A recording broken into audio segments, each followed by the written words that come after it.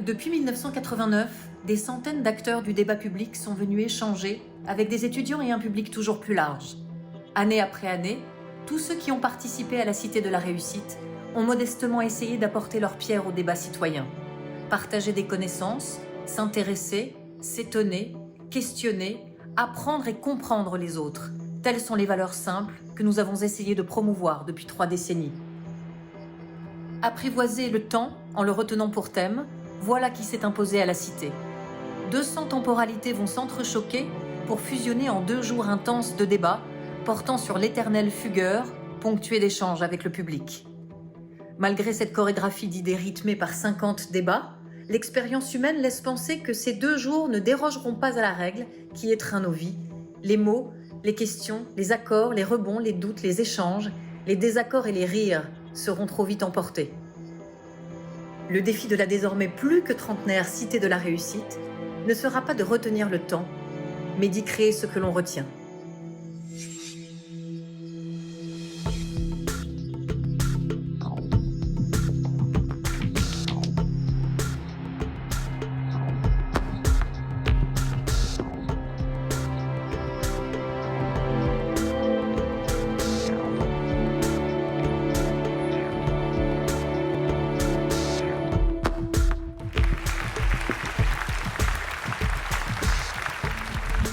Et bâtir quelque chose ensemble.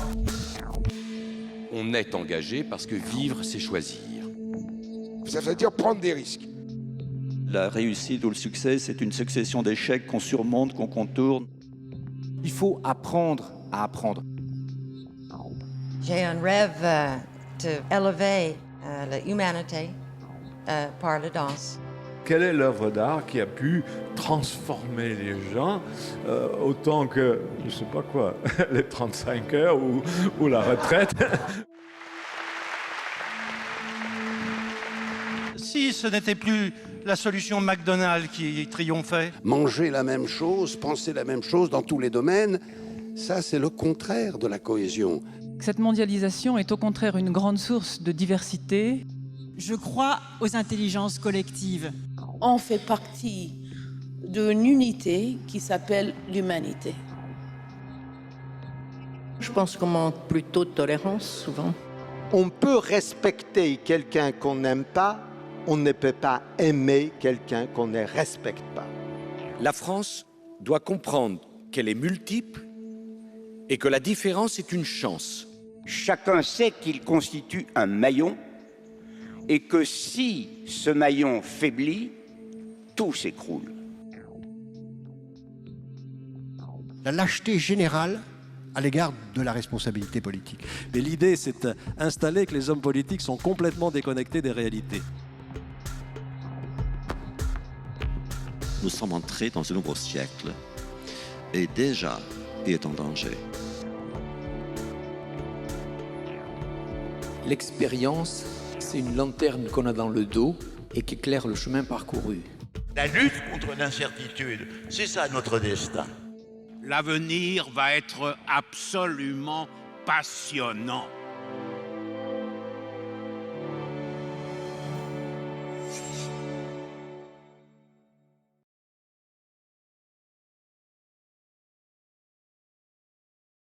Bonjour à tous. Merci beaucoup d'être aussi nombreux ce matin pour venir assister à ce débat, à cette discussion sur le temps politique face à l'impatience des peuples. Je vais tout de suite appeler nos 4 intervenants à me rejoindre ici sur cette estrade pour débuter assez vite ce débat en espérant que vous ayez ce matin beaucoup de questions. On a notre panel d'étudiants qui sont devant nous là au premier rang qui ont aussi préparé pas mal de questions. Donc Raphaël Baquet, bonjour, merci d'être avec nous. Grand reporter au Monde.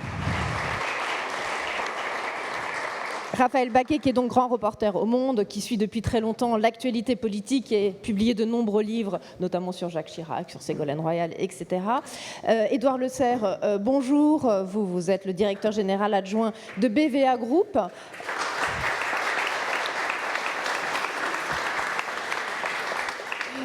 Vous avez démarré votre carrière en tant que journaliste. Après, vous avez bifurqué vers la mesure de l'opinion. On en parlera ce matin. Denis Oliven, bonjour. Merci également d'être avec nous, directeur général de Libération. essayiste et vous avez publié de nombreux titres de presse. Et puis Mathias Vichera, bonjour. Merci également d'être présent ce matin.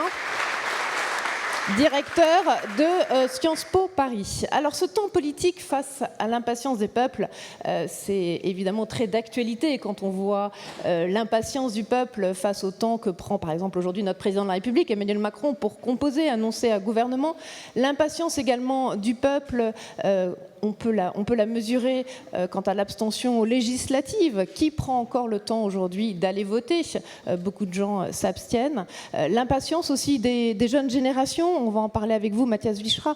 Quand on voit les cérémonies de remise des diplômes actuellement, les élèves de ces grandes écoles qui manifestent leur impatience face à l'inaction climatique des politiques. Et là, je pense que les étudiants qui sont présents au premier rang auront des questions pour vous. Et ils manifesteront peut-être aussi leur impatience.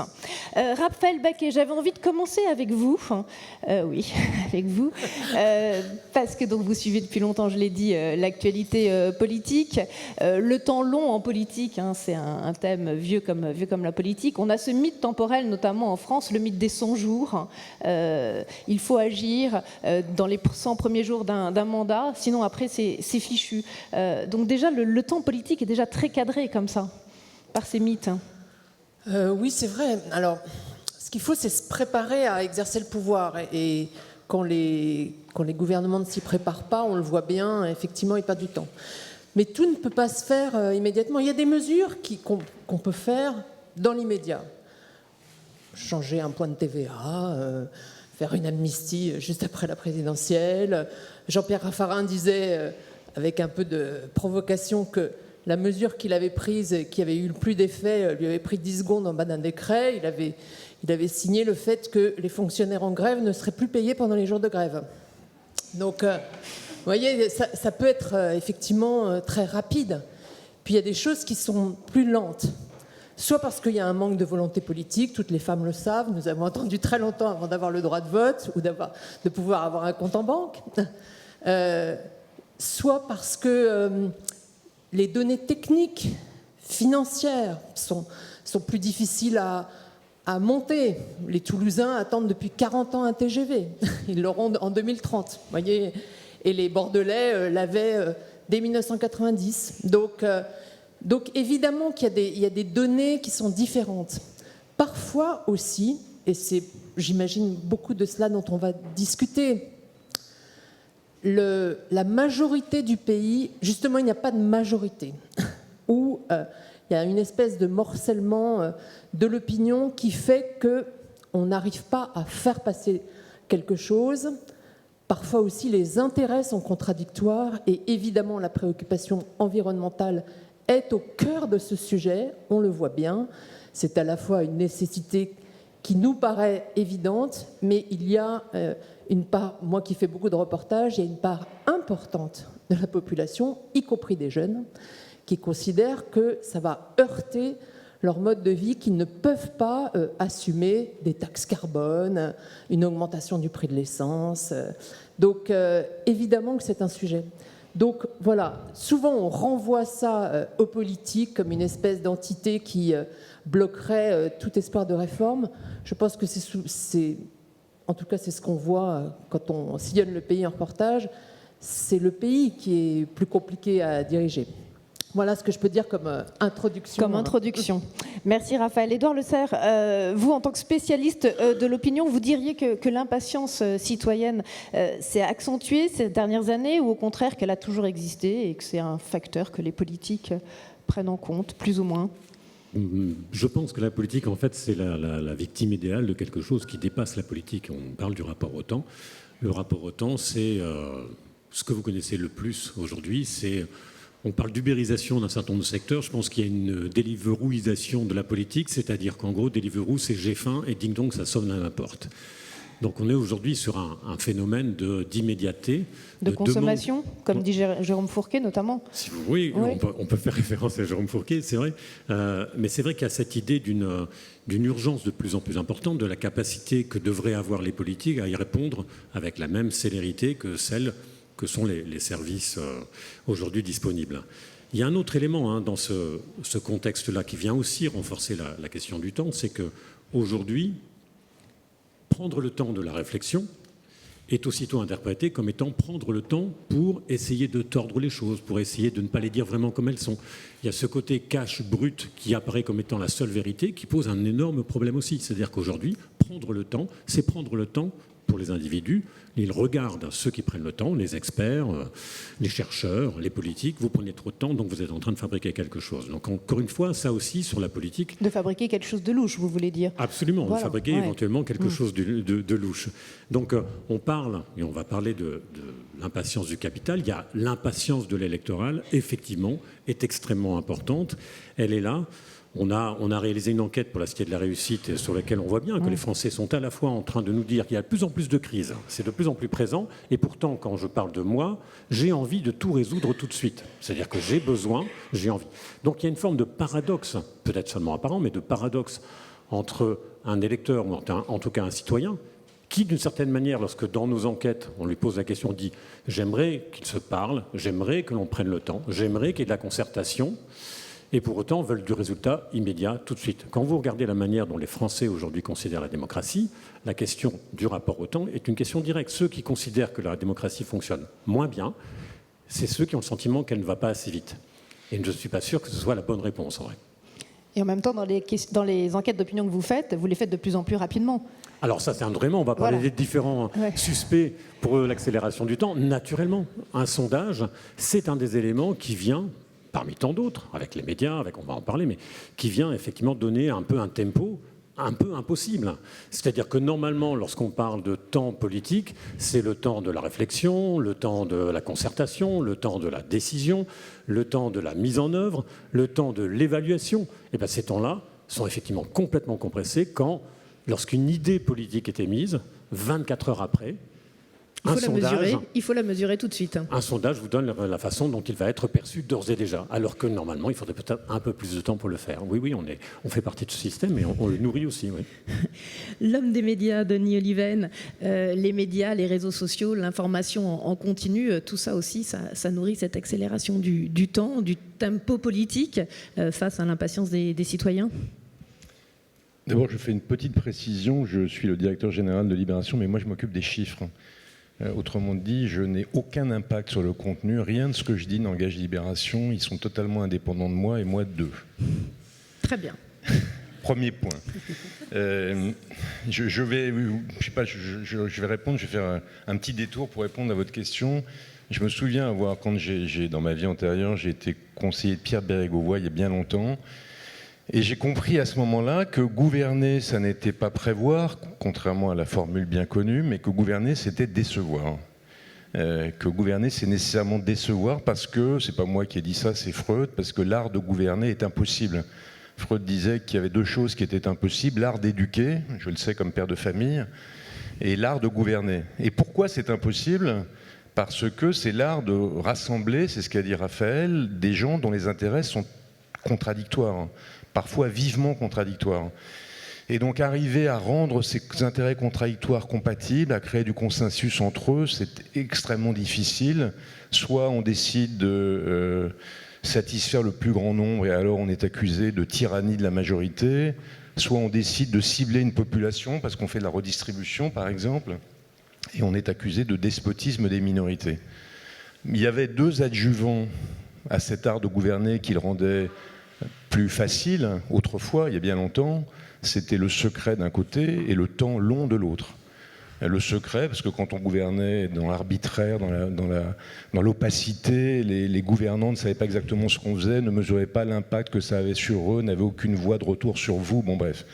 Mais évidemment, ce secret a disparu à la fois sous l'effet des valeurs qui sont devenues les nôtres, bien heureusement à partir du XVIIIe siècle, du siècle des Lumières et de l'impératif que les gouvernements rendent compte de ce qu'ils font, et puis sous l'effet des progrès, de l'éducation, de l'information, de la science, on sait exactement maintenant à tout instant ce qui se décide et on sait quel impact ça a sur nous. Une mesure fiscale, une mesure de retraite est prise, on sait exactement à quel âge on va prendre notre retraite, combien on va recevoir, bon bref. Alors évidemment, cette opacité ayant disparu, l'art de gouverner est beaucoup plus difficile, mais c'est un effet malheureux d'une chose très heureuse qui est les lumières, la transparence démocratique. Et l'autre élément qui permettait de gérer la décision, de rendre compatibles les intérêts contradictoires, c'était le temps. Si vous décidez de remplacer les taxis par des Uber, si vous le faites instantanément, c'est une crise énorme. Si vous avez 15 ans pour racheter une à une les licences des taxis et passer d'un univers à l'autre, ça se passe beaucoup plus doucement. Donc le temps vous permet de rendre compatibles les intérêts contradictoires.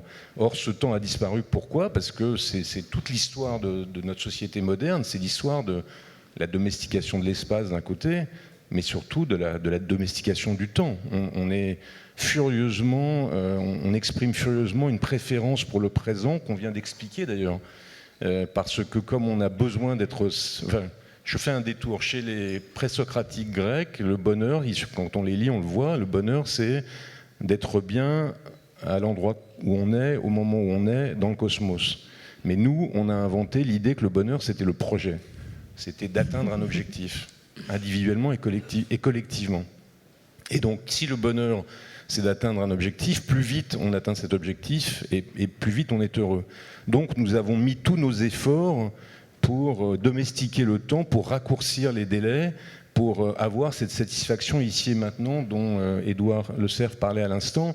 Et donc évidemment cette idée qu'on a du temps pour gouverner est devenue quasiment une idée dépassée, enfin désuète. Alors est-ce que ce sont des mauvaises nouvelles ? Je réponds à votre question. Voilà, j'allais y venir. Du coup, le rôle des médias. Évidemment, les réseaux sociaux, l'information est un accélérateur de ces particules-là, mais ce n'est pas elle la cause. La cause, c'est vraiment la cinétique profonde de nos sociétés. C'est l'accomplissement de la société démocratique qui fait ça. Ce n'est pas les médias. Les médias ne font que ce sont des inventions qui viennent accélérer encore quelque chose qui existait préalablement. Et donc, la question... ou parfois précède quand même. Vous n'êtes pas d'accord ? Vous voyez bien que toute l'histoire, par exemple en matière de médias, toute l'histoire des médias, c'est une histoire de l'accélération du temps. Les journaux, la radio, la télé, Internet, les réseaux sociaux. Donc vous voyez bien que c'est pour qu'une invention prospère, encore faut-il qu'elle réponde à un besoin social. Ça répond aux attentes, à nos attentes, nous, de citoyens. Nous voulons, si j'étais économiste, je dirais qu'on a un taux d'actualisation très élevé. On pense que le passé est dangereux et que le futur est dangereux, pardon, le passé n'est pas dangereux, le futur est dangereux et qu'il faut être le plus proche possible de nous pour limiter ce danger. Donc tout ça pour vous dire qu'on a deux options. Soit on se dit c'est tragique. J'ai lu un papier dans l'IB excellent d'un philosophe de Bordeaux qui montrait que nous allons être un pays, enfin une civilisation sans ruines désormais. On crée des bâtiments qui ne fabriqueront plus de ruines. Parce qu'on les détruira et on les remplacera par d'autres. La ruine, c'est précisément ce sentiment du passé. Bon, bref. Donc, soit on se dit c'est atroce, autrefois c'était mieux, c'était bien mieux, c'était beaucoup plus chouette. Ou soit on se dit, non, c'est un progrès fantastique. La transparence, c'est un progrès fantastique. Le fait d'accélérer le temps, à certains égards, c'est fantastique parce qu'on jouit plus vite du monde dans lequel on est. Et donc, il faut qu'on essaie de comprendre qu'est-ce qu'on doit adapter dans nos institutions pour que ça soit vivable, pour qu'on limite les défauts. Et je pense que c'est ça la question qui nous est posée. Comment on fait pour avoir une société démocratique gouvernable partant de transparence totale et d'accélération du temps ? Et comme disait George Steiner dans le petit film qu'on a vu, l'avenir va être merveilleux. Je ne sais plus ce qu'il a dit, mais l'avenir va être passionnant. Mathias Wichra, donc vous dirigez Sciences Po Paris. Vous aussi, vous avez aussi eu des précédentes fonctions de directeur de cabinet. Donc, comment vous observez-vous aujourd'hui ce rapport au temps, à la fois au temps politique et surtout par rapport aussi à vos étudiants, la jeune génération dont je parlais tout à l'heure, une génération qui vit un peu avec un sentiment d'urgence. Oui. C'est une génération qui vit avec un sentiment d'urgence et avec un sentiment des ravages, des orages du temps. Et de ce point de vue-là, on pourrait se dire que les étudiants de Sciences Po ne sont pas représentatifs forcément de la jeunesse, qu'elle soit française, européenne ou internationale. Mais en réalité, elle l'est beaucoup plus qu'on peut le penser.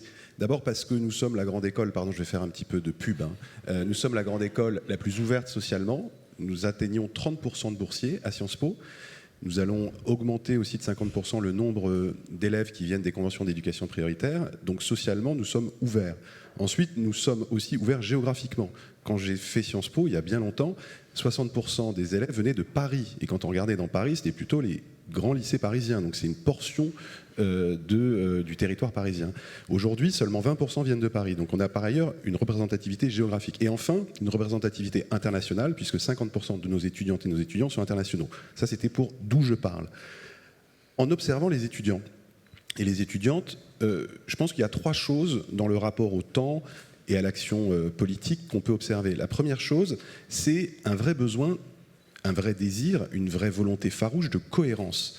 C'est une génération qui n'accepte plus les dissonances comme on pouvait les accepter avant, entre les enseignements et les valeurs que l'on a, entre les enseignements eux-mêmes.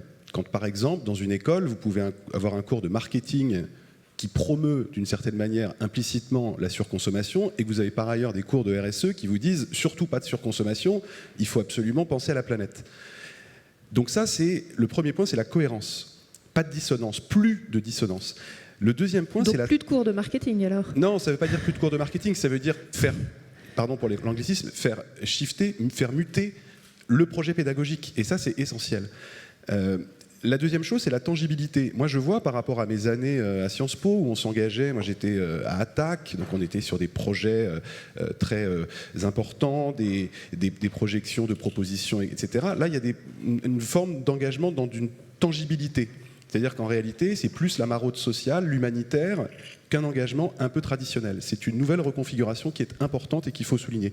Et la troisième chose, et c'est pour ça que moi j'ai extrêmement confiance dans cette génération et ces générations à venir pour changer les choses et faire bouger des lignes que nous n'avons pas été capables de faire bouger, c'est en réalité une ouverture beaucoup plus forte que nous.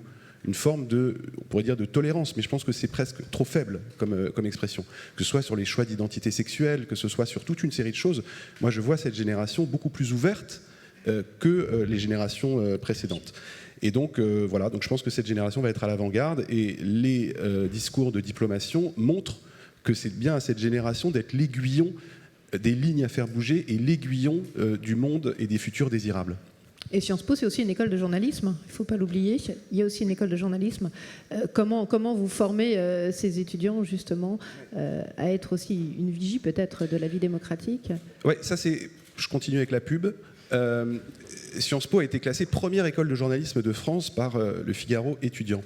Il y a une raison à cela. C'est que dans le monde dans lequel on est, avec la multiplication des vérités alternatives, des fake news, je crois que les journalistes ont un rôle essentiel, notamment quand il s'agit d'informations en continu, pour avoir un background et une culture interdisciplinaire à même de contrer, mais en direct, pas une heure après, en direct, des propos qui sont tenus, que ce soit par des représentants politiques, d'associations, des antivax, que sais-je. Parce qu'aujourd'hui, il y a quand même un sujet qui est la question de la formation des journalistes, et donc beaucoup d'écoles avancent dans le bon sens. Sciences Po souhaite faire en sorte que les journalistes aient certes une technique professionnelle importantes, les techniques d'interview, etc., mais aussi une culture de savoirs fondamentaux en histoire, en sciences politiques, en droit, en économie. Je pense que c'est important de mêler expertise professionnelle, pour les journalistes, mais pour d'autres professions, et savoirs fondamentaux. Et donc, effectivement, pardon pour l'auto-promotion, mais en fait, moi je suis arrivé il y a 7 mois, donc c'est ceux qui étaient là avant qui ont tout fait, qui fait qu'à mon avis, c'est un projet, notamment pour les médias, qui me paraît effectivement important et indispensable, notamment par les temps actuels. Raphaël Baquet, j'avais envie de vous demander, avant de donner la parole à nos étudiants qui ont plein de questions pour vous, comment vous voyez aujourd'hui des actions directes qui sont menées par notamment des militants de l'action climatique. Il y a de plus en plus effectivement d'actions militantes un peu fortes, un peu directes, qui sont menées, qui se veulent plus radicales que le temps plus long de la politique. D'abord, il y en a toujours eu quand même. Enfin, toujours eu, disons, depuis les années 60. Donc voilà, il y en a une multiplication. Mais moi, surtout, je pense que la jeunesse que décrit Mathias Vichra existe, évidemment, mais je pense quand même, je voudrais vous redire, parce que... Vous êtes plus nuancé. C'est évident, quand on va vraiment, encore une fois, en reportage, mais j'imagine qu'Édouard Leclerc le voit tout à fait dans ses études. Toute la jeunesse n'est pas comme ça. D'abord, toute la jeunesse n'est pas progressiste. Et toute la jeunesse n'est pas éveillée à à la nécessité de préserver l'environnement, aux formes diverses de sexualité. Non, il y a une jeunesse qui a très peur de ça, on le voit. Il y a une jeunesse qui s'en fout aussi. Donc, il y a une jeunesse qui, hélas, est complètement laissée pour compte. Donc encore une fois, ce qui me frappe le plus, et je trouve que c'est maintenant, et là, ça fait presque 30 ans que je suis journaliste, je le vois depuis 15 ans, disons, vraiment, il y a une division de la société qui est beaucoup plus forte qu'avant.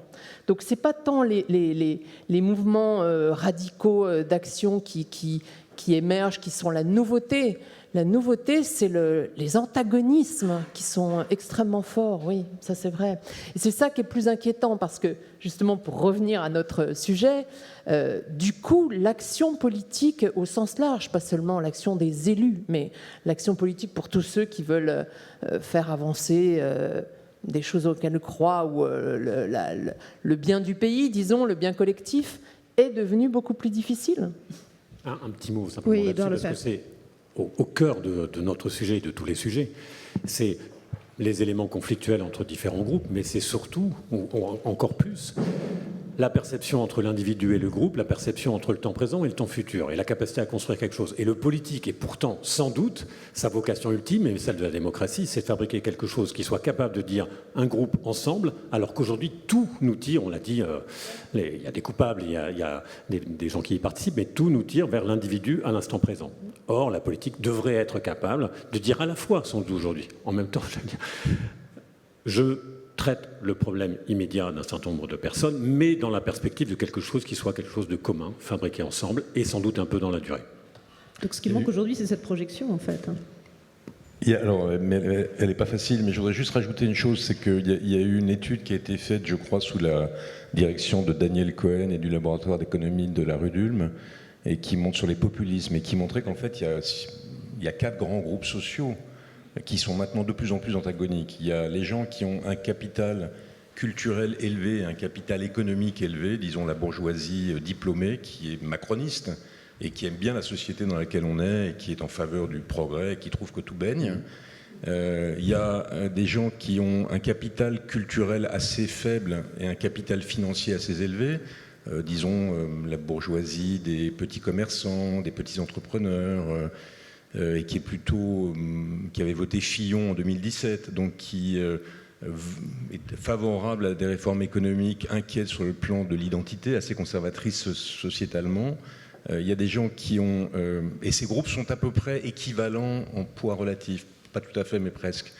Ils font en gros 25% chacun de la population, pas tout à fait, mais presque.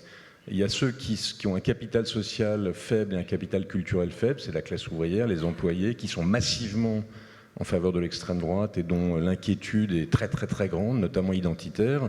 Et puis il y a ceux qui ont un capital culturel élevé, qui ont des diplômes, mais qui ont un capital financier faible, par exemple la moyenne fonction publique, et qui a voté Mélenchon en 2017. Ils n'ont pas fait l'étude aujourd'hui. Donc il y a 4 groupes sociaux qui cohabitent.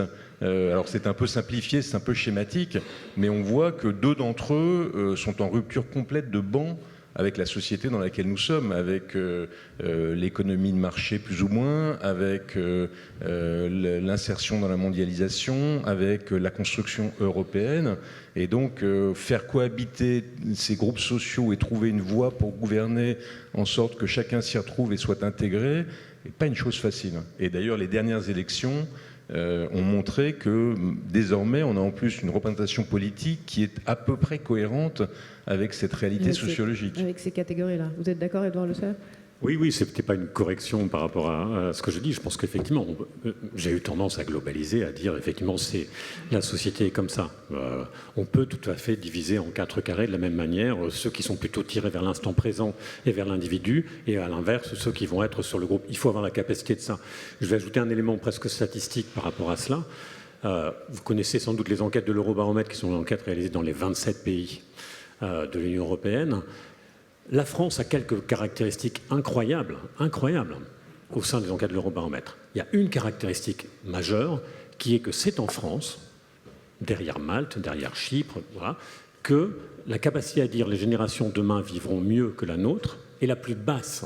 C'est en France. Donc il y a quand même aujourd'hui quelque chose qui tire vers le bas. En tout cas, il y a un mood, on va dire. Nous sommes les plus négatifs de l'Union européenne. Alors, je ne sais pas si on doit dire que c'est négatif, mais en tout cas, on est pessimiste. On a une difficulté à se projeter, encore une fois. Il y a un autre élément sur lequel la France est dernière également, c'est le fait de dire « j'ai l'impression que je partage des choses avec les gens de mon pays ». C'est un niveau relativement élevé, hein. C'est encore les 2 tiers des Français qui disent ça. Mais ce 2 tiers-là doit se comparer aux 85% de la moyenne européenne sur ce sujet-là. Donc la question de fabriquer quelque chose ensemble et d'être capable de se projeter dans le futur, donc se projeter vers demain et se projeter vers l'autre. D'ailleurs, l'enquête à laquelle vous faisiez référence disait qu'il y a un critère important, c'est la confiance qu'on va accorder à l'autre, pas forcément aux politiques, parce qu'on connaît les baromètres de confiance, la confiance à l'autre. Donc fabriquer ça, et aujourd'hui c'est un énorme défi pour les politiques. Si je peux me permettre de compléter ce que vous dites, c'est le plus frappant. Moi, j'avais écrit un truc là-dessus, un livre précédent qui a été acheté principalement par ma famille, mais et j'avais résumé ça d'une formule. J'avais dit on a le niveau de richesse de la Scandinavie et le niveau de bonheur du Mexique. C'est-à-dire qu'on est, je crois, 7e ou 8e au niveau de richesse par habitant et on est 30e dans le classement mondial du bonheur. Donc, et ça, c'est une caractéristique française. Donc on a un problème français majeur qui n'est pas tellement la réalité de notre situation économique et sociale, qui est la perception de cette réalité. Et donc il faut vraiment qu'on s'interroge sur pourquoi, et d'ailleurs c'est nous qui avons le niveau de populisme, si vous comparez nos élections récentes à ce qui se passe en Allemagne, je ne parle même pas de mon modèle à moi qui est la Scandinavie, mais même à ce qui se passe en Allemagne, entre le débat apaisé de l'Allemagne. Voilà. Oui, on a un niveau de populisme plus élevé. Bah, oui, on a un débat politique qui ne ressemble pas du tout à celui des pays voisins et comparables, dans lequel le débat est beaucoup plus apaisé, les consensus sur ce qu'il faut faire ensemble est beaucoup plus grand. Mathias Vrichra, vous vouliez ajouter un petit mot avant qu'on donne la parole aux étudiants au premier rang ? En quelques secondes, moi je pense que parfois on s'arrête au taux de participation aux élections pour se dire ce n'est pas une jeunesse engagée. Je pense que c'est une erreur. C'est une vraie erreur parce que les formes d'engagement se manifestent différemment. Elles se manifestent différemment. Il ne faut pas se satisfaire évidemment de ce niveau d'abstention qu'on a vu aux dernières législatives, par exemple, où plus de 70% des moins de 35 ans n'ont pas voté. Mais je crois qu'il ne faut pas avoir simplement une forme de myopie par rapport au modèle précédent en se disant ils ne participent pas aux élections, donc en gros ils ne s'engagent pas. Ce n'est pas vrai. La deuxième chose, c'est que quand on parle des générations futures, moi je pense que c'est un terme qu'il faut bannir. Ça n'existe plus en matière de climat, les générations futures. Nous sommes déjà ces générations et que c'est une manœuvre dilatoire aujourd'hui, quand on parle de génération future, pour ne pas faire maintenant. Quand on sait que le GIEC nous dit qu'on a 3 ans pour faire, je veux dire, ce n'est pas les générations futures. Hein. En 3 ans, on ne ferme pas une génération. Donc, je pense qu'il faut vraiment prendre aussi cette mesure de l'urgence. Et encore une fois, par rapport à ce que disait Raphaël Baquet, c'est vrai que toute cette jeunesse n'est pas à penser la même chose, à être dans les mêmes formes, etc. Mais elle a majoritairement, beaucoup plus que ma jeunesse, beaucoup plus que votre jeunesse, conscience de l'urgence du changement, de l'urgence du changement climatique. Elle est beaucoup plus forte sur ces sujets de cohérence. Et je crois que c'est important de le noter, même si évidemment il y a des différences et qu'on ne peut pas mettre en bloc toute une jeunesse avec des caractéristiques qui seraient standards. Alors justement, on va vous donner la parole.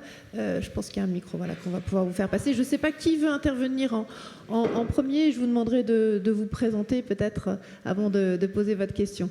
Bonjour.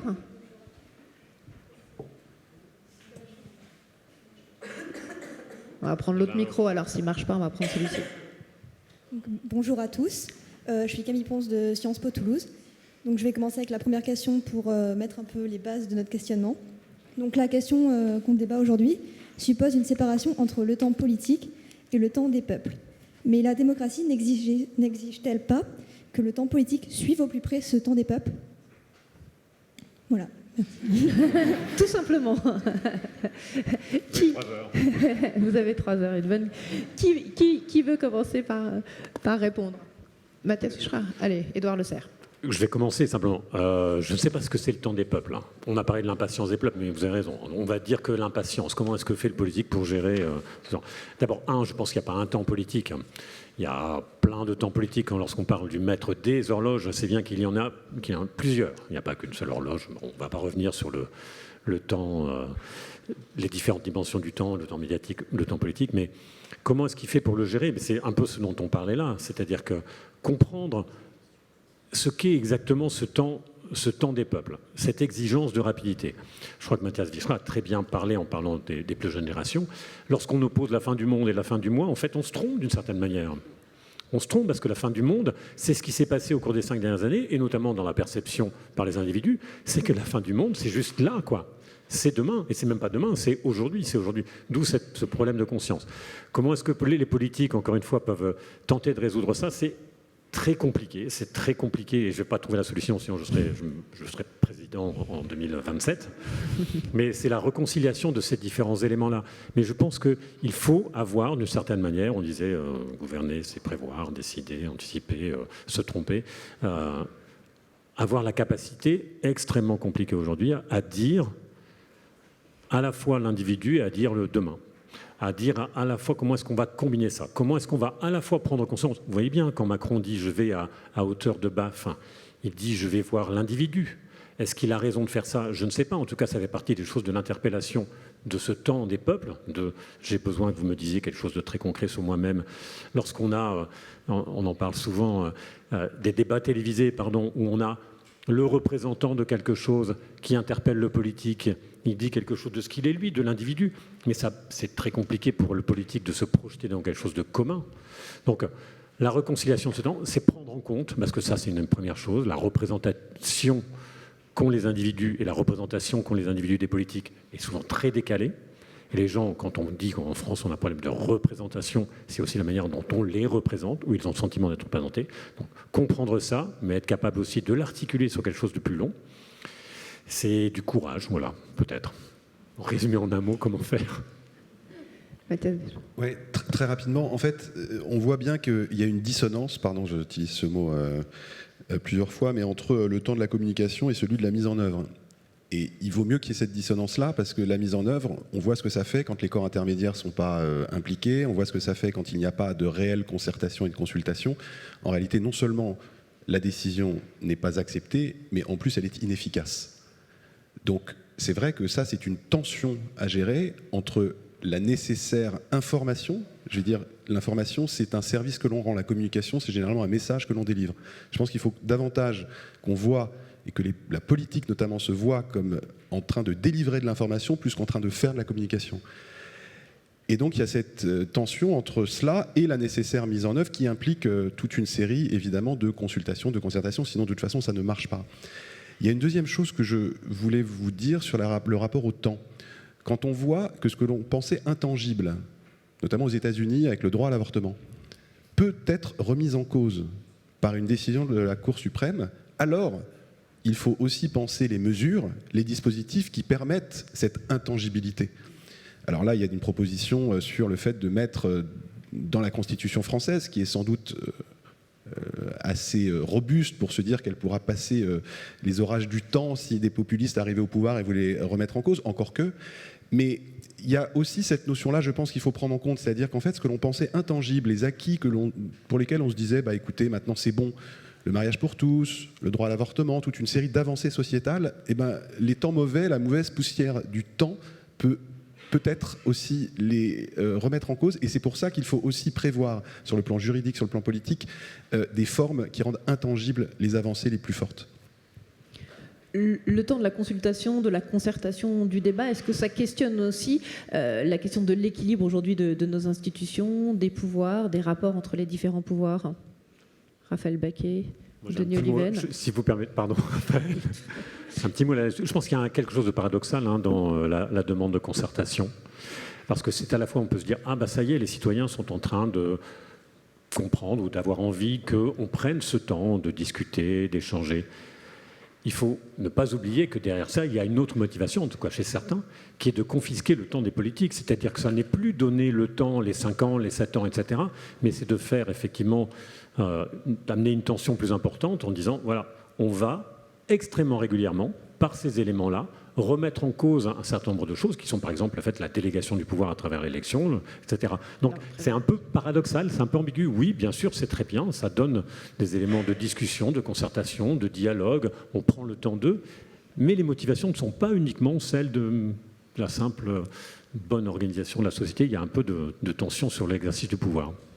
Denis Oliven, votre réaction? Quand on essaye de se demander pourquoi il y a cette idiosyncrasie française, pourquoi on est si malheureux alors que d'autres le sont moins, et qu'on ne peut pas ne pas se pencher sur nos institutions et observer qu'elles sont assez atypiques par rapport à ce qui se passe sur le continent. Donc on a quelques caractéristiques sur lesquelles, à mon avis, il faudrait peut-être qu'on s'interroge. La première, c'est l'État jacobin. Enfin, c'est l'héritage de la monarchie, puis du jacobinisme, puis du bonapartisme, puis du gaullisme, je dois encore oublier des ismes, mais donc cet État jacobin, c'est-à-dire la défiance à l'égard des pouvoirs locaux, c'est le pouvoir personnel, enfin l'hypercentralisation du pouvoir entre les mains de l'exécutif dans un régime qui était jusqu'à présent semi-présidentiel, qui va peut-être devenir semi-parlementaire, mais enfin tout de même, le président de la République, enfin il y a un monopole du pouvoir par l'exécutif, et donc une méfiance à l'égard du travail parlementaire et de l'expression de la diversité des courants politiques. De manière peut-être plus profonde, mais très importante aussi, il y a l'idée que chez nous, les partenaires sociaux sont dangereux, et donc c'est la loi qui fait l'essentiel du travail social. Si vous regardez le Code du travail français, il fait probablement 10 fois la taille du Code du travail des autres pays, parce que chez nous, c'est la loi qui détermine les rapports sociaux et pas le partenariat entre pas la négociation entre les partenaires sociaux. Donc on est dans une société dont, à nouveau, des chercheurs de l'École normale supérieure ont dit que c'était la société de défiance, et qui est créée par nos institutions. Donc il faut probablement qu'on engage une réforme assez profonde de nos institutions, une décentralisation très réelle, c'est-à-dire le retour aux Girondins. Ce qu'on est en train de faire sur le rééquilibrage des pouvoirs réels entre le Parlement et l'exécutif et la représentation, l'idée chez nous que la proportionnelle c'est un drame, et que le consensus entre les forces politiques, c'est l'ingouvernabilité, c'est faux dans la plupart des autres pays européens et leurs performances sont meilleures que la nôtre. Et puis il faut qu'on repense, il faut qu'on fasse un 1958 de la Constitution sociale. Il faut qu'on repense complètement la façon dont le droit social est fabriqué pour redonner... Alors évidemment, quand on dit ça, c'est comme quand on déménage dans un appartement, il y a un moment où on est au milieu des cartons, que la peinture n'est pas finie, on se dit mais qu'est-ce que j'ai fait, pourquoi je ne suis pas resté dans l'appartement d'avant? Donc il y a une transition qui ne va pas être facile, mais je pense que tant qu'on ne fait pas cette transition vers un système qui est beaucoup plus démocratique tout simplement, c'est-à-dire dans lequel le peuple sous différentes auspices s'exprime mieux, tant qu'on ne fait pas cette mutation, on ne fabriquera pas une société qui cherche le compromis et le consensus plutôt que la confrontation et le clash.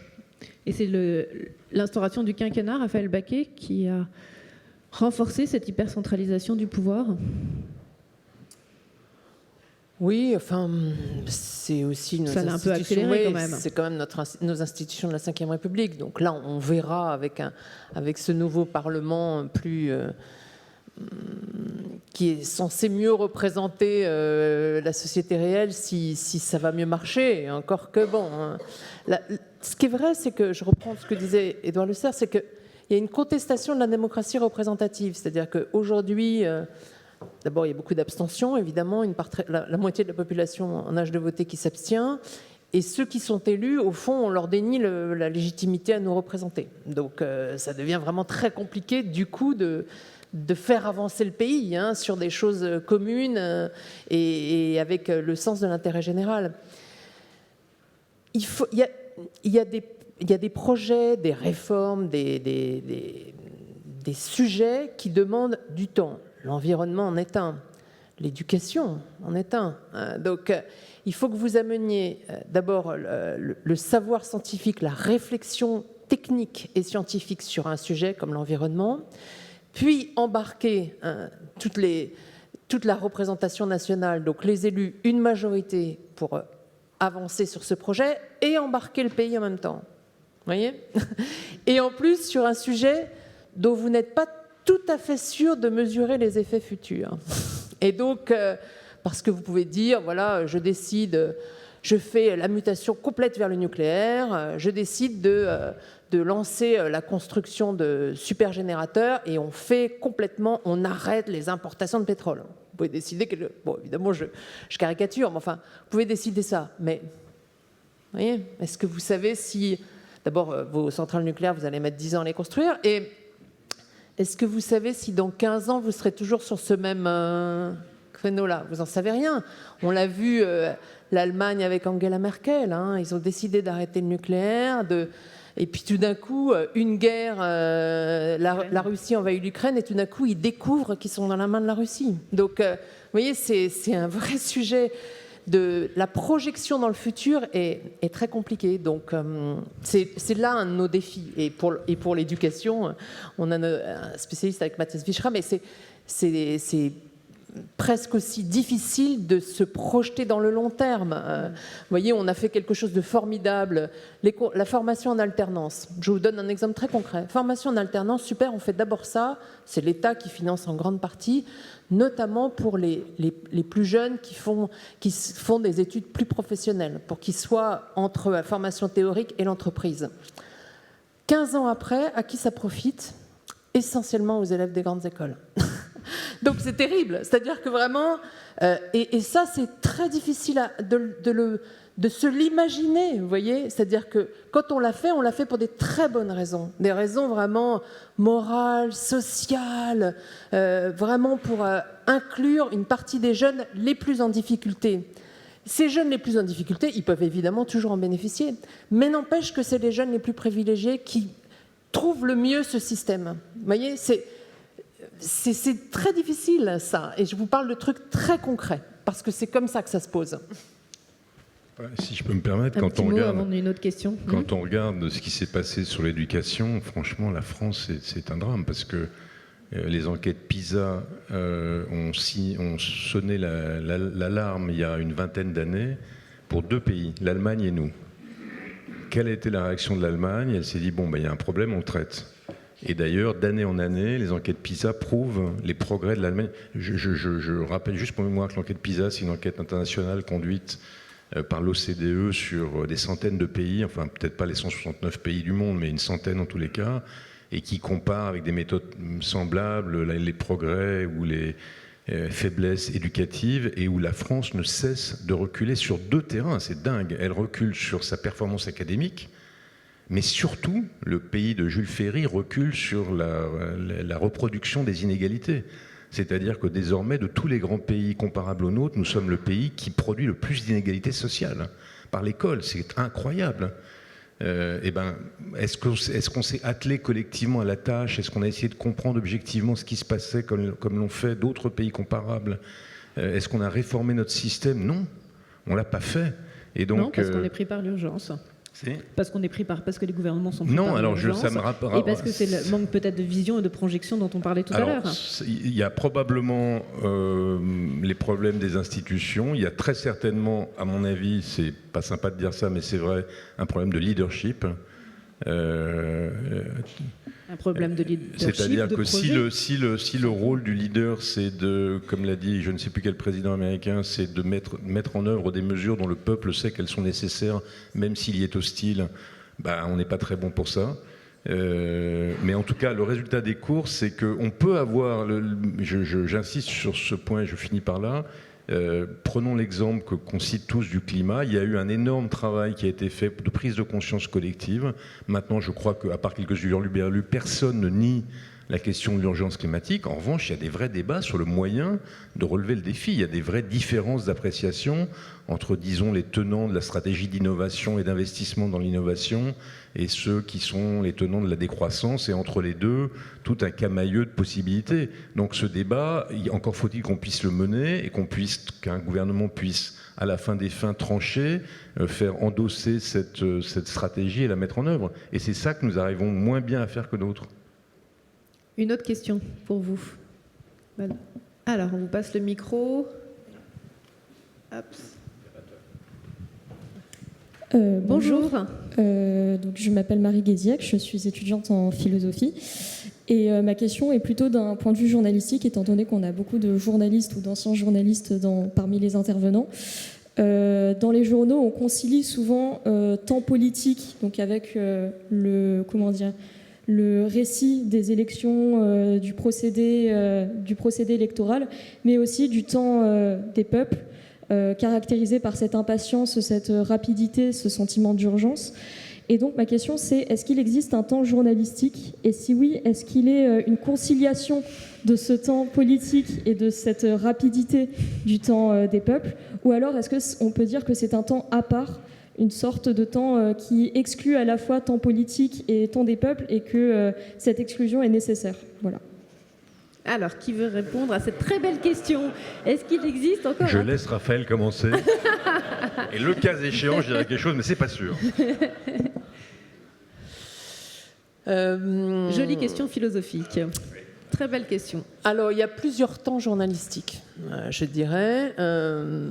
D'abord, on le sait, nous journalistes, il y a des différences de culture et même de groupes d'amitié, je dirais, entre la télé d'info continue et la presse écrite, par exemple. Donc, par exemple. Voilà. Bon, en même temps, je suis dans un journal où nous avons un site, donc nous faisons aussi de l'info continue. Donc ça, c'est la première chose. La rapidité est un élément depuis toujours du journalisme. C'est-à-dire être le premier à annoncer une information, ça a toujours été un des critères. Mais évidemment, il faut que l'information soit juste. Donc être le premier à annoncer une information juste. Être ensuite celui qui explique et qui met en perspective cette information. Donc c'est ça le journalisme aussi. Donc il n'y a pas de contradiction. Vous voyez, mon rôle de journaliste, c'est à la fois de raconter quand vous dites les peuples, enfin bon, oui, enfin les impatiences, les contradictions aussi, les intérêts divergents de la population, je dirais, les difficultés, les contradictions, les incapacités, les formes de cynisme ou de choix courageux des responsables politiques, tout ça, ça fait partie du rôle du journaliste. Donc, le journaliste, il est plus comme un... Il est acteur dans le sens où il diffuse une information. Donc, évidemment que c'est important et que la population peut se déterminer aussi en fonction de la diffusion de cette information. Et si elle est fausse, c'est un déterminant aussi très important. Mais on est presque un acteur un peu différent, quoi. Je ne sais pas si j'ai bien compris. Tu vas très bien répondre. Mais compléter ce que je viens de dire. D'abord, je voudrais déclarer ma flamme, parce que je pense que les médias, la presse en particulier, et les journalistes qui l'exercent sont tellement vitaux pour le fonctionnement d'une démocratie, tellement essentiels, tellement décisifs, tellement importants. Ils font un métier absolument merveilleux, vraiment. Moi, je dis ça, je ne suis pas journaliste, donc je le dis de loin. Et ça ne m'empêche pas, vous allez voir tout de suite, de les regarder avec distance. Mais il y a vraiment une différence entre les pays. On le voit là, on l'a vu de manière énorme dans ce qui s'est passé avec la crise ukrainienne. Il y a une telle différence de qualité de vie dans un pays qui dispose d'une presse libre et plurielle, et dans un pays qui n'en dispose pas. C'est une telle différence qu'on l'oublie, nous, parce que c'est comme l'air qu'on respire, donc ça nous paraît tellement naturel, alors que ça n'est pas naturel, et que c'est un combat de tous les jours. Donc je pense que, point 1, formule de Tocqueville, la presse libre crée toujours moins d'injustice qu'elle n'en répare. Donc bien sûr, elle n'est pas parfaite, bien sûr, elle fait des erreurs, bien sûr, et parfois des erreurs très difficiles pour des gens qui en sont la victime. Mais globalement, le rôle qu'elle joue est tellement décisif pour nous, citoyens, qu'il faut absolument la soutenir, la défendre, veiller à sa liberté, à son pluralisme, à son indépendance.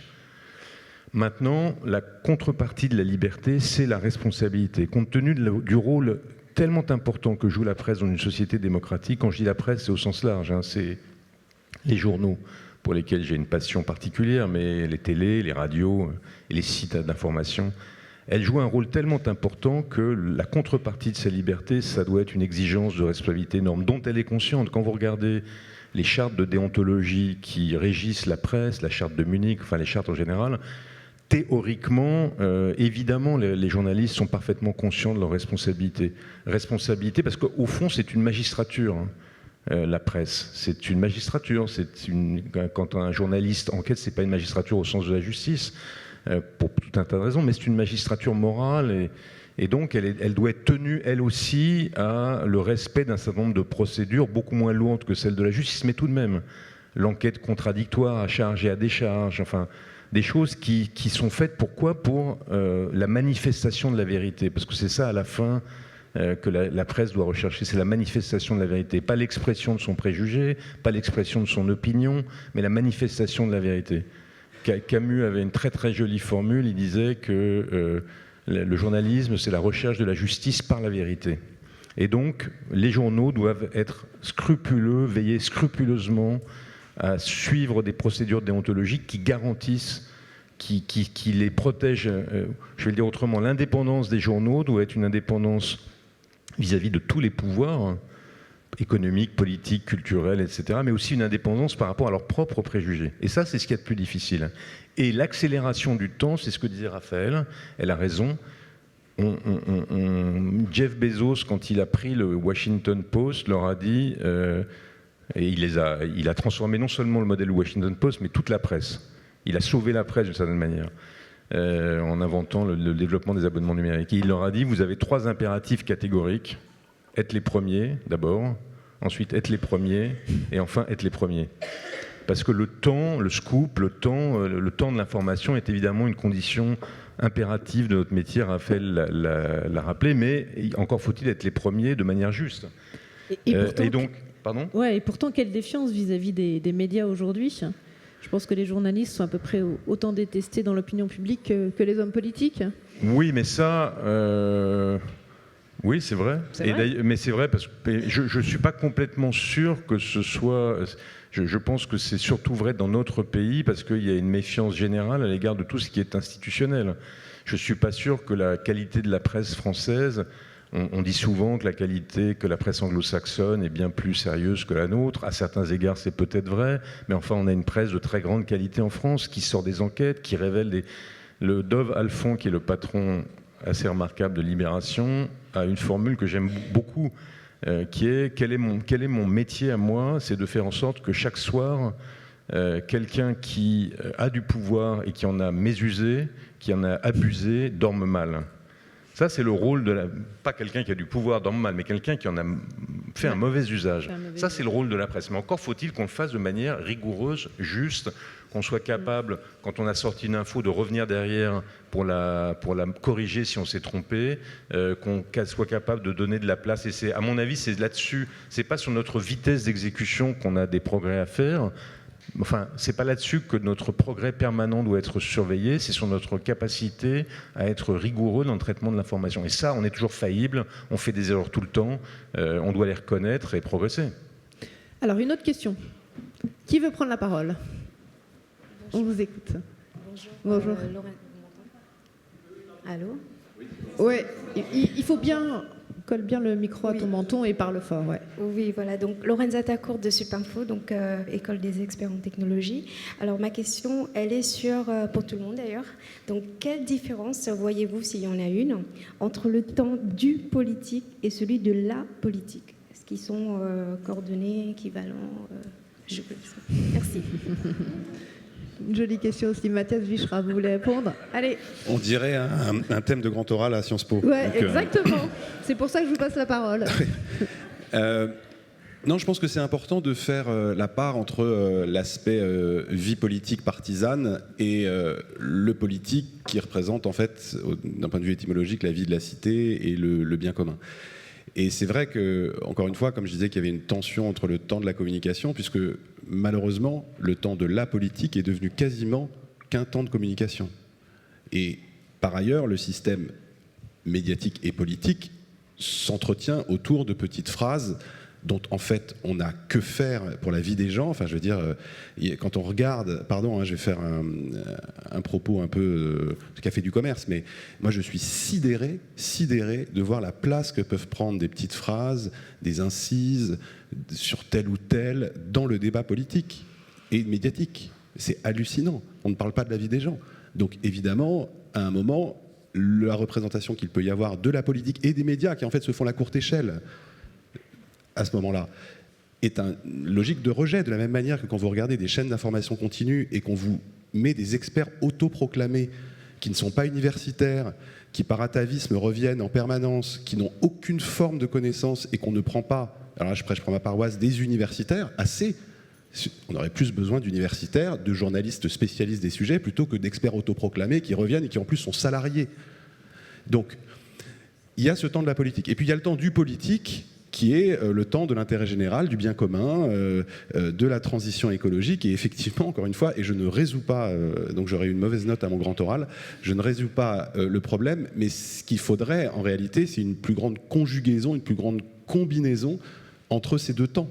C'est-à-dire qu'il faudrait, il n'y a qu'à Faucon, hein, mais il faudrait que du point de vue médiatique, du point de vue politique, on se fasse la courte échelle pour autre chose, pour imposer des thèmes dans les médias et dans le champ politique qui soient autre chose que la petite phrase, que l'attaque ad hominem, etc. Parce que franchement, ça devient sidérant. Une autre question. Bonjour. Bonjour, je m'appelle Salomon, je suis étudiant à l'école des Ponts. C'est une question pour qui? Donc je pose des questions, très bien. Non. Non mais je peux tout à fait, Monsieur Oliven peut-être. Vous avez cité la dimension de plus en plus agonistique de la politique, de la vie démocratique, de caractère un petit peu de friction par rapport à tout ça. Est-ce que le passage de l'hypercentralisation du pouvoir présidentiel dont vous avez parlé a une dimension de plus en plus mondialisée, internationalisée, européenne, avec des chaînes de valeur qui deviennent de plus en plus dépendantes d'autres pays? Est-ce que ça participe pas non plus, notamment au regard des populations, de cette friction? Parce qu'en fait, on multiplie les temps. J'imagine que le temps d'un Turc, le temps d'un Slovène, le temps d'un Italien n'est pas forcément le même que celui d'un Français, et je me demandais si cette mondialisation de plus en plus poussée, je ne veux pas me faire l'énième contenteur de la mondialisation, etc. Mais voilà, je pense que c'est une question qui se pose beaucoup. Le temps français percuté par le temps de la mondialisation. Alors d'abord, on risque de sortir d'ici avec du goudron et des plumes, sans reprendre la formule de je ne sais plus qui, de la mondialisation heureuse, parce que je mesure bien ce qu'elle a produit désastreux à certains égards. Quand on regarde sur longue période ce qu'a apporté la mondialisation, et notamment dans sa dernière phase, le progrès est tout simplement dingue. Si vous vous projetez un siècle en arrière, si vous regardez combien il y avait de gens qui étaient sous le seuil de pauvreté dans le monde, c'était 80%, maintenant c'est moins de 10%. Des pays qui étaient des pays pauvres sont entrés dans le cycle de croissance et de richesse depuis une trentaine d'années.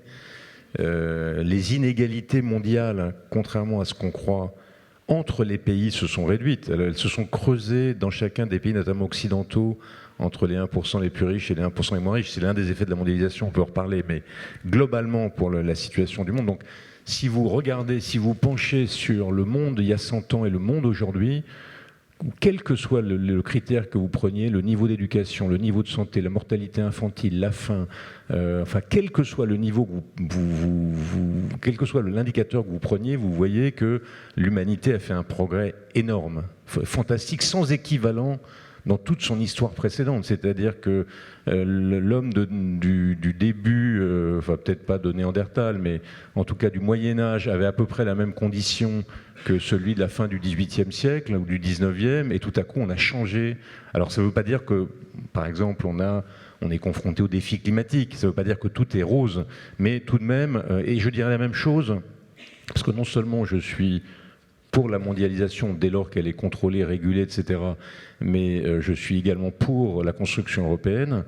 Vous voyez pourquoi j'ai pris des précautions au tout début sur mes opinions versus celle des journaux. Donc je pense qu'aucun des problèmes auxquels la France est confrontée ne pourrait être attaqué dans l'univers dans lequel nous sommes. Si vous prenez la question de la sécurité sociale, de l'éducation, du marché du travail, du poids de la puissance publique, de l'investissement, aucune de ces questions ne pourrait être traitée dans le cadre qui est le nôtre. Aucune de ces questions l'Europe ne fait obstacle au traitement d'aucune de ces questions. Et d'ailleurs, des pays qui sont comme nous dans l'Europe ont parfaitement mieux traité ces questions que nous. Donc l'Europe pose 1000 sujets. Jean-Marie Cavada qui est là en parlait beaucoup mieux que nous. Je ne suis pas béat d'admiration ni devant la mondialisation ni devant l'Europe. Je vois tout ce qu'il faudrait changer. Mais ça n'est aucune de ces deux grandeurs n'est un prétexte à notre propre situation. Nous ne devons qu'à nous-mêmes le fait de nous être pas assez adaptés, pas adaptés comme il faudrait, pas avoir fait les réformes qu'il faudrait. La conciliation des temps ne pose pas forcément de soucis. Si, mais bien sûr, ça pose un problème énorme. Je vois, par exemple, le fait que nous ayons un niveau de droit social très élevé versus d'autres pays qui ne sont pas du tout à ce niveau aujourd'hui pose un problème de gestion dans le temps, de l'ajustement. Quand on en intègre dans l'Europe des gens qui n'ont pas ce même niveau avec la libre circulation, tout ça pose des problèmes. Je ne dis pas que ce n'est pas des problèmes, mais je dis, c'est ce que je disais tout à l'heure sur la presse. Je pense que les bienfaits de cette construction sont sans commune mesure avec... Alors après ça, c'est dans la réalité. Dans l'opinion des peuples, c'est l'inverse.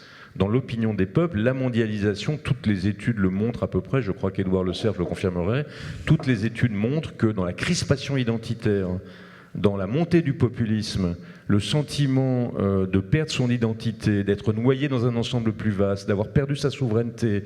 Donc c'est vrai que la perception qu'ont les peuples de cet engagement dans la mondialisation produit des effets dévastateurs contre lesquels on n'a pas trouvé le moyen de lutter. Je donne un exemple très simple et après je m'arrête. Globalement, l'insertion dans l'Europe et la mondialisation en termes d'emploi ont été neutres ou positives. Mais en revanche, quand vous êtes dans une ville dans laquelle une usine est détruite parce qu'il y a une délocalisation vers un pays à bas coût, évidemment, vous n'avez pas du tout cette perception. Et alors, on se dit abstraitement, rationnellement, si on avait des systèmes qui permettaient de reconvertir, de transférer dans d'autres usines, de créer d'autres emplois, on aurait une situation plus favorable. Mais là, il y a un problème de gestion du temps entre l'impact immédiat et local de la mondialisation et sa gestion dans le temps avec des processus d'accompagnement qui nous permettraient, ce qu'ont fait d'autres pays, de la vivre beaucoup plus facilement que nous ne le faisons. Un micro-chiffre, puisque toujours sur les enquêtes de l'Eurobaromètre, perception positive, négative de différents items, de différents termes. Le terme mondialisation, connotation la plus négative, 27e, la France. Juste pour vous dire que oui, c'est un peu partout, mais encore une fois, ici, on a une caractéristique. Mais c'est très marqué en France. C'est très marqué. Prochaine question. Bonjour, Agathe Morvan, Sciences Po Toulouse. J'avais une question. Le temps est-il une arme en politique dans le sens où l'impatience face au temps politique porte en elle une force? Et si oui, qui est responsable de l'impatience des peuples face à l'accélération de la temporalité politique? Oh. Je crois que c'est Raphaël qui va répondre. Qui veut commencer à répondre également? Édouard Le Cerf. Non, Ouais. Mathias. Juste le temps, une arme en politique. Là, on va redescendre au niveau de la politique et non pas du politique. Oui, bien sûr, c'est une arme, on le voit, c'est une arme à double tranchant d'ailleurs. Et la séquence, on en parlait en début, la séquence actuelle de je prends du temps alors qu'on n'est plus habitué à ce que l'on en prenne, effectivement, est aussitôt aperçu et compris comme étant ça sert à quoi ce temps, ce décalage de temps. Oui, c'est tout de suite une arme perçu comme de l'hésitation, comme du doute, enfin plutôt à une connotation négative. Oui, c'est ça, mais le temps, effectivement, n'est plus perçu comme étant normalement...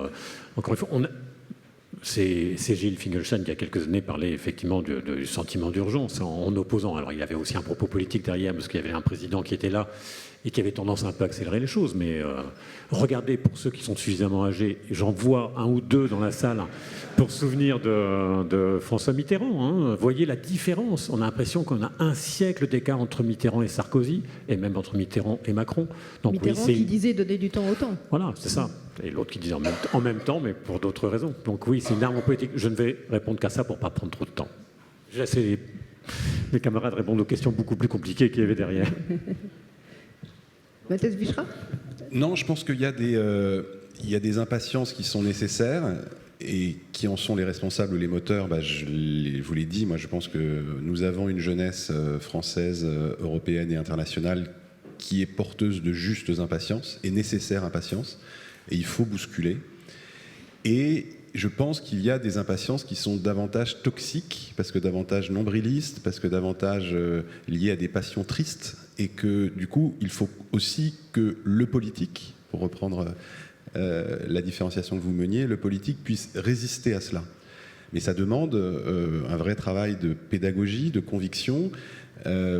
Parfois, vous vous souvenez, le président Emmanuel Macron, au début, avait pensé qu'il allait faire de la parole rare, qu'il allait résister à la pression médiatique. Et puis finalement, il est allé assez rapidement dans le grand bain médiatique, voire dans la machine à laver.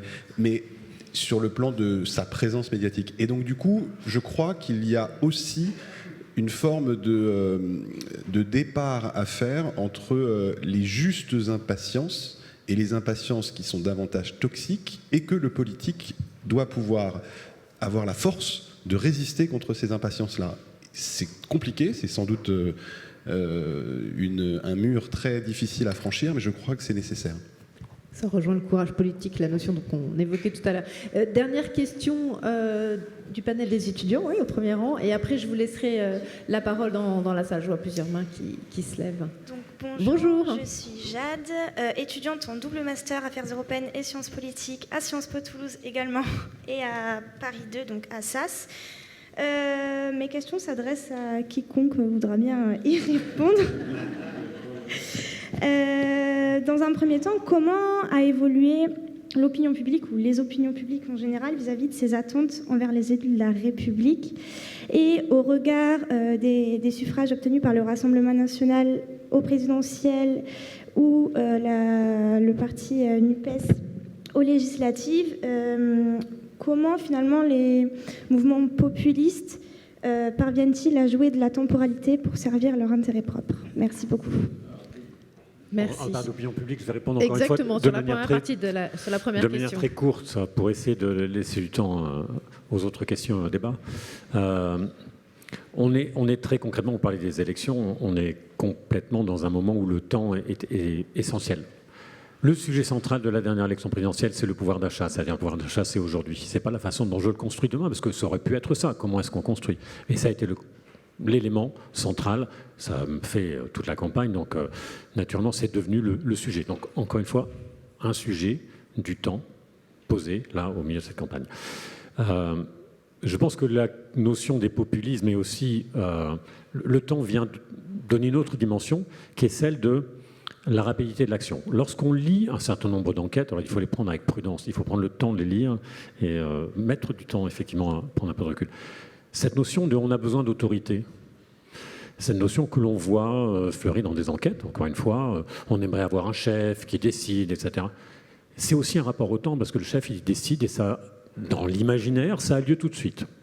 Donc il y a cet autre impact-là, c'est-à-dire que dans la façon dont un certain nombre de, je dis un certain nombre, je ne veux pas globaliser, mais des lecteurs vont chercher des solutions, c'est des solutions immédiates et parfois un peu dures, et on a le sentiment que, encore une fois, prendre le temps de réfléchir ou prendre le temps d'agir, eh ben, ça n'est plus ce qu'il faut faire, il faut prendre des décisions un peu dures. Donc voilà, je vous donne quelques éléments pour ne pas prendre trop de temps, mais voilà, un élément, oui, bien sûr, ça a un effet, et entre populisme, temporalité, il y a plein de choses intéressantes à écrire, et votre mémoire, votre thèse sera sur ce sujet. Sur la deuxième question autour du populisme, Denis Olivan. Moi, il me semble que le populisme prospère par du fait de la faiblesse ou des erreurs de ceux qui ne sont pas populistes. C'est-à-dire que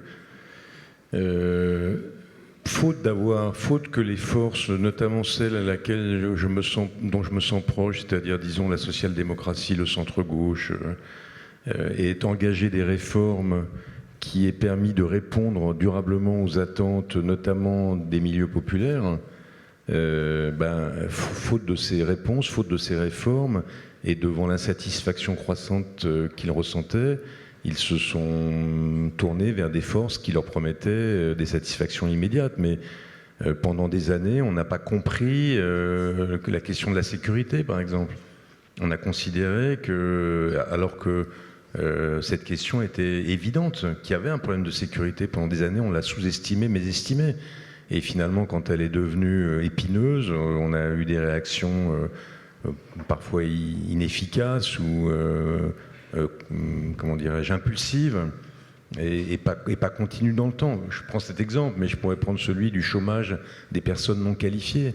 On a eu pendant des années un écart de taux de chômage avec les autres pays européens. Comment voulez-vous, et qui frappait principalement les personnes non qualifiées. C'est un enfermement dogmatique, c'est un manque de courage toujours pour revenir. Je dirais que le conservatisme des forces politiques de gouvernement, quand je vois comment... là encore, je parle de ce que je connais le mieux, c'est-à-dire la famille dont je me sens proche, sans sectarisme aucun, mais quand je vois comment les autres gauches européennes se sont transformées, comment la social-démocratie allemande, comment la social-démocratie scandinave a fait une révolution européenne, une révolution fantastique, et comment elle a conquis le pouvoir et comment elle a transformé son pays positivement, si je juge par le taux de croissance, le taux de chômage, le niveau d'éducation, alors que nous n'avons rien fait de tout ça. Donc évidemment, quand les forces gouvernementales cessent d'être réformistes ou ne mettent pas en œuvre des réformes qui permettent d'améliorer la situation des couches populaires dont elles ont la charge, en gros, pour aller vite, la gauche prenait en charge les intérêts de la classe ouvrière ou des couches populaires et la droite les classes moyennes. Résultat des courses, ni l'une ni l'autre n'ont été très satisfaites des réformes qui ont été conduites. Comment voulez-vous qu'au bout d'un moment, elles ne se tournent pas vers des forces qui leur proposent autre chose? Donc, j'espère simplement que l'aiguillon qui est maintenant dans le dos des forces gouvernementales va les obliger à engager des réformes qu'on attend depuis longtemps. Une autre question, du coup. Vous avez envie de rebondir? Oui, merci. Alors, pourra-t-on encore longtemps remettre notre destinée entre les mains de représentants eux-mêmes pleinement absorbés par les conséquences de ce que nous dénonçons de notre vie quotidienne? Ah, pour terminer.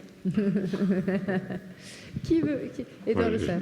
Je vais dire un mot, mais c'est pas exactement répondre à votre question, mais c'est vrai que le sujet, Mathias Vicheran en parlait tout à l'heure, effectivement, sur ces générations, on a un énorme sujet, le sujet du temps et du temps qu'il nous reste, les uns et les autres, et les générations.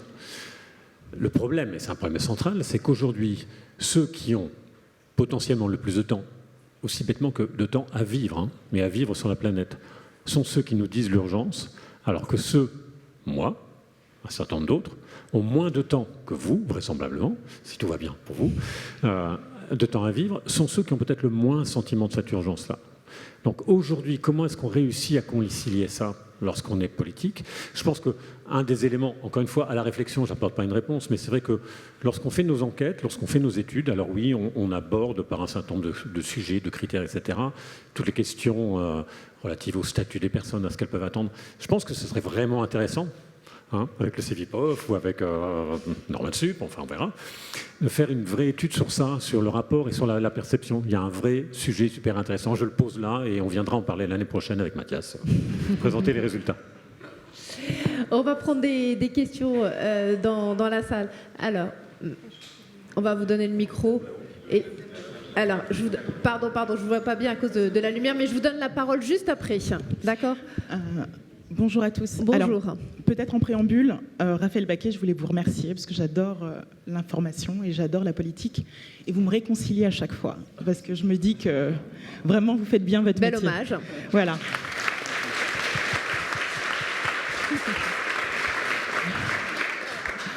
Ensuite, la question. Voilà, la question, en fait. Alors, déjà, est-ce que vous avez lu le rapport de l'Institut Reuters sur les médias, qui dit qu'à peu près 26% de la population mondiale, je crois, grosso modo, a encore confiance dans les médias, qui dit que la nouvelle génération ne veut plus s'informer parce que c'est trop angoissant et donc ça entretient une forme de déréalisation de la société. Donc ça, c'est très important pour ma question. Est-ce qu'il n'est pas important de réfléchir de manière probablement holistique à refabriquer ou fabriquer tout simplement un journalisme utile pourtant difficile? Parce que moi, parfois, souvent, moi je paye l'information, j'ai 20 abonnements médias, et parfois je me dis que j'ai envie de tout couper, parce que j'en ai marre. Et je me demande si les journalistes n'ont plus les moyens de travailler, s'ils n'aiment plus leur métier, s'ils ne s'écoutent pas, et de manière globale, est-ce que la profession s'est encore pensée contre elle-même? Parce que clairement, en France, on a un problème de narratif. Moi, quand j'écoute beaucoup de journalistes, je ne comprends pas ce pays. Je me dis, mais on parle de quel pays? Et parfois, je me dis, on parle de la France, alors que j'ai l'impression qu'on parle d'un pays du tiers-monde. On a un problème de narratif, et récemment, j'ai lu un livre sur l'activisme qui disait, un fait ne fait pas une réalité. Ce qui compte, c'est le sens qu'on y met. Et j'ai vraiment l'impression, aujourd'hui, que chacun y met, y compris les journalistes, le sens qu'il veut, et qu'on perd le fil du monde. Voilà. On perd le fil du monde. Raphaël Baquet, vous voulez commencer par réagir au Denis Olivède? Moi, je bois vos paroles comme du lait avec du miel dedans. Je pense que vous avez tout à fait raison. Je dis pas que c'est pas vrai seulement de la France. C'est très difficile, vous savez, Raphaël le dirait mieux que moi, mais Prenons le journal Libération, c'est 220 journalistes, c'est pas beaucoup, hein, pour produire 80 papiers par jour. Donc oui, c'est vrai que les moyens sont limités. C'est vrai que par ailleurs, mais on a malgré tout ça, quand on lit la totalité d'un journal, on voit qu'on a à la fois des informations brèves et immédiates, des scoops, des enquêtes de plus long terme, des débats d'idées. Donc quand vous avez le temps de la lecture complète d'un journal comme on le faisait autrefois, la vision du monde est moins floue et moins peut-être biaisée que celle dont vous avez le sentiment. Mais c'est vrai que, indiscutablement... Hein, très anglais. Mais ça, c'est son charme aussi. Mais non, c'est son charme. C'est-à-dire que c'est sa place dans l'univers des médias, c'est que c'est un journalisme volontairement subjectif. Mais si on doit faire des efforts pour saisir le monde dans sa diversité et sa contradiction, je suis 100% d'accord avec vous. Moi, j'ai besoin, malheureusement, pour me faire une idée précise du monde, de lire plusieurs journaux en même temps. Et comme ça, quand je fais la synthèse de tout ça, j'ai à peu près... Je prends l'exemple, parce que ça m'a frappé récemment, l'exemple du débat sur le programme économique de NUPES. Arriver à se faire une idée entre Terra Nova, les économistes de NUPES, les points de vue des autres, très compliqué, pour un sujet que j'adore personnellement et qui me passionne. Et donc, si moi, qui suis vraiment plongé là-dedans, que ça intéresse fondamentalement, j'avais du mal à comprendre les tenants et les aboutissants, je me dis qu'on est collectivement passé à côté de quelque chose, c'est vrai. Mais bon, ça doit être un effort quotidien des directions de la rédaction pour arriver à rendre compte de la complexité du monde et à donner à nos lecteurs, quelle que soit notre opinion par ailleurs, notre positionnement, des éléments pour se faire eux-mêmes leur jugement. Pas facile. Un petit mot, Raphaël Baquet. Oui, je dis juste un tout petit mot, parce que là, on a le sentiment que les gens se détournent des médias. Alors, je voudrais quand même rappeler que nous, on n'a jamais eu autant de lecteurs, par exemple. Donc, non, mais c'est les sites et la diffusion de l'information qui font ça. Vous voyez ? C'est-à-dire qu'il y a 25 ans, Le Monde vendait à 450 000 exemplaires. Aujourd'hui, en journal papier, on vend 200 000 exemplaires, mais sur le site, c'est incommensurable. C'est plusieurs millions par jour. Donc, vous voyez, donc, les gens ne se détournent pas des médias. Vous abordez un deuxième problème qui est un sujet pour nous, l'information anxiogène. Ne décrire qu'un monde négatif, angoissant, etc. C'est vrai, et ça c'est un sujet sur lequel on discute sans arrêt dans toutes les rédactions. D'ailleurs, j'imagine qu'à Libé c'est pareil, mais, et au Figaro très certainement, mais en tout cas au Monde c'est un vrai sujet pour nous, évidemment. Raconter la vie telle qu'elle va, et elle ne va pas forcément toujours mal, bien sûr. Donc ça, c'est vrai que c'est un travers du journalisme, parce que, bon, Albert Londres disait tremper la plume dans la plaie, donc forcément, c'est aller vers ce qui ne va pas, dénoncer ce qui ne va pas, voilà, décrire la réalité. Oui, alors c'est vrai, je le comprends, je le conçois, et on essaye de faire différemment. Mais c'est vrai qu'on essaye aussi de faire changer les choses qui ne vont pas. Donc, c'est un de nos rôles aussi. Juste 15 secondes. D'abord, il y a une initiative par des étudiants de Sciences Po qui a été montée, plus de 300 000 abonnés, voire plus, qui s'appelle le Média Positif et qui ne consiste sur Twitter, par exemple, qu'à ne relayer que des informations positives. Premier point. Deuxième point, je ne vais pas dire que ça prend en compte toute la complexité du monde. Premier point. Deuxième point, je pense que l'analyse selon laquelle les jeunes se détournent des médias, en fait, est fausse. Et je reviens sur ce que dit Raphaël. En fait, ils ont un principe beaucoup plus actif que nous n'avions avec le principe d'Althusser qui parlait du journal comme de la prière du matin. En gros, on reçoit l'information, on la lit, et c'est tout.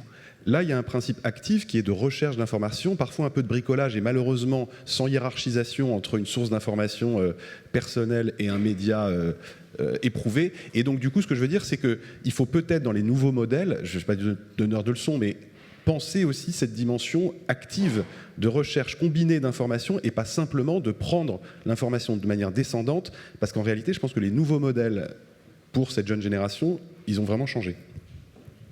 Question, tout là-haut. Bonjour. Bonjour. Je voudrais d'abord, je tenais à vous remercier pour la haute tenue de ces échanges partagés. Première chose, alors je vais dire d'où je parle, d'où ça parle. Je suis professeur de philosophie en classe prépa, en province. Et cette question a été abordée tout à l'heure. C'est un choix, je n'enseigne pas dans les temples de ces institutions qui sont juste à côté d'ici d'ailleurs. Je vais m'asseoir, je serai mieux quand même. Voilà, alors je voudrais vous faire part de quelques réflexions liées à ma pratique et je vais essayer d'élargir quand même.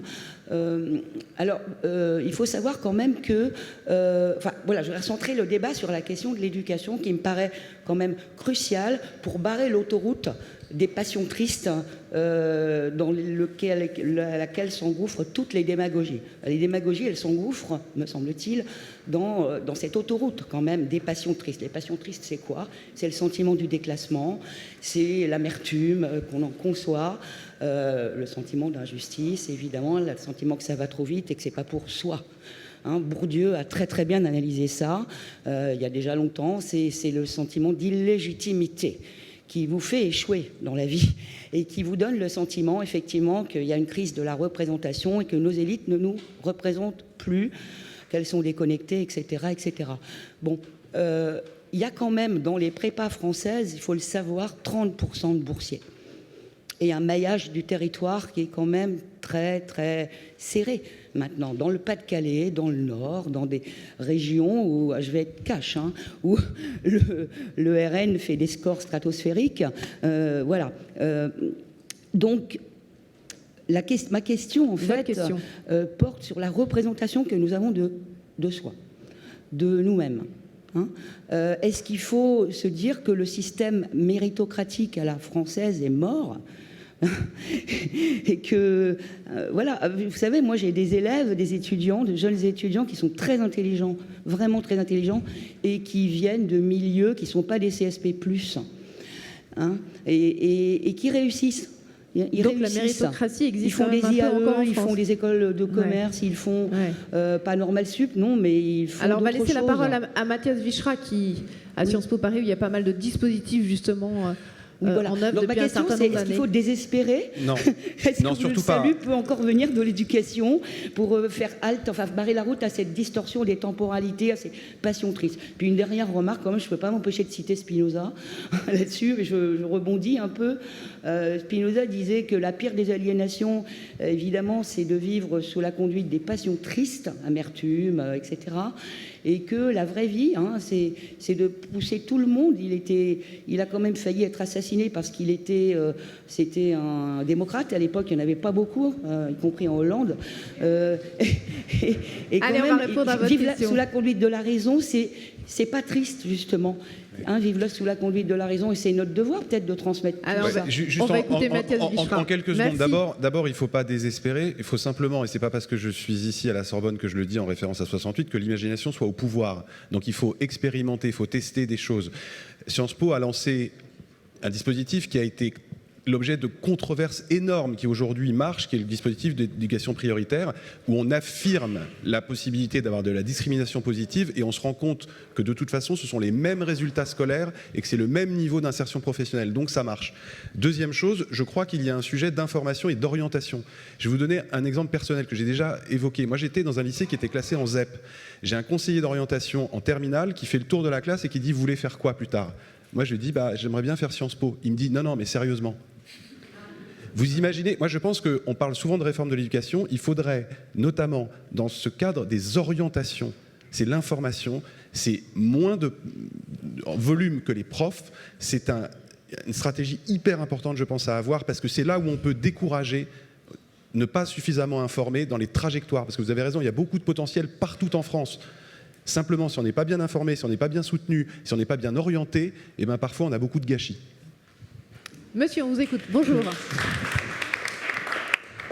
Oui, Alain Guédon, je suis psychothérapeute dans le monde émotionnel et j'ai été aussi patron d'innovation à l'Institut Pasteur, donc deux mondes vraiment très très différents. Très rapidement, les deux questions précédentes parlaient d'angoisse et de peur. Moi, chez mes patients et d'une manière globale, l'urgence, l'angoisse et la peur sont extrêmement liés. C'est pas nécessairement une cause ou une conséquence, j'en sais strictement rien, mais en revanche, c'est vraiment quelque chose d'important. Et je voudrais juste, et je ne suis pas du tout climato-sceptique, me rappeler quand même que Gore, c'était il y a 25 ans, 30 ans, hein, qu'on était, demain matin, on allait mourir. Voilà. Et qu'on continue à avoir cette urgence qui déclenche de l'angoisse et qui nous interdit d'agir. Je vois chez mes patients, l'urgence, la peur, l'angoisse bloquent. Alors, est-ce que l'urgence paralyse? Un tout petit mot par rapport à deux éléments. Je ne suis pas d'accord avec la deuxième partie de votre phrase. Je ne pense pas que le fait qu'on dise que c'est urgent bloque les choses. Mais bon, on ne va pas rentrer dans ce débat, c'est l'année prochaine aussi.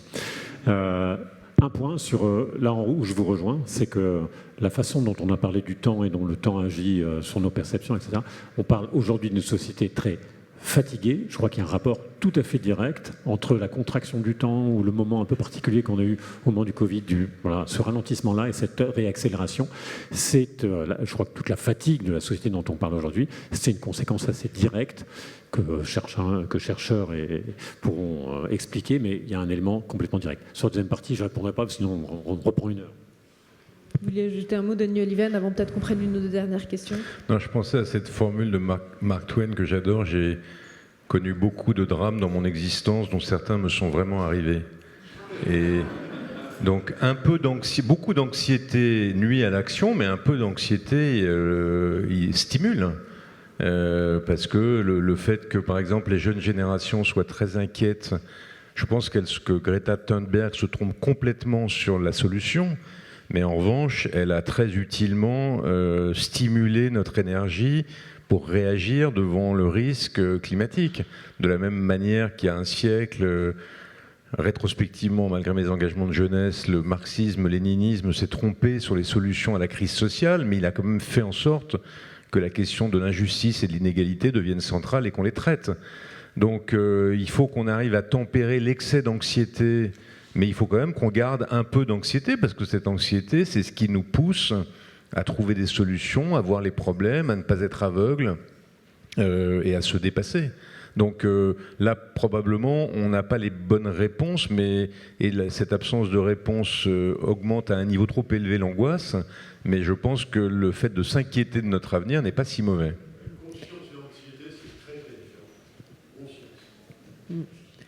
On va prendre peut-être une dernière question ou deux dernières questions très très rapidement, parce qu'il est déjà presque l'heure. Je vous écoute. Deux. Bonjour, merci beaucoup d'avoir participé à cette conférence. Donc, je viens d'un petit village de l'Allier et je suis actuellement étudiant du coup à Sciences Po et à HEC. Donc, monsieur le directeur, vous avez évoqué justement la recherche de cohérence des élèves de Sciences Po. Cette recherche de cohérence, en fait, qui refuse parfois toute contradiction et même compromis, n'est-elle pas celle qui menace aujourd'hui notre contrat social parce qu'elle tend à une uniformisation de la pensée dans ma génération? Et finalement, est-ce qu'elle n'alimente pas un antagonisme qui participe à l'archipélisation de notre société et à conforter ma génération à se complaire dans le mécontentement permanent, à se contenter de discours durant les cérémonies de diplôme et à ne pas parler finalement à ceux qui n'iront jamais durant ces cérémonies de diplôme des grandes écoles. Merci. Et ça peut s'adresser à tout le monde.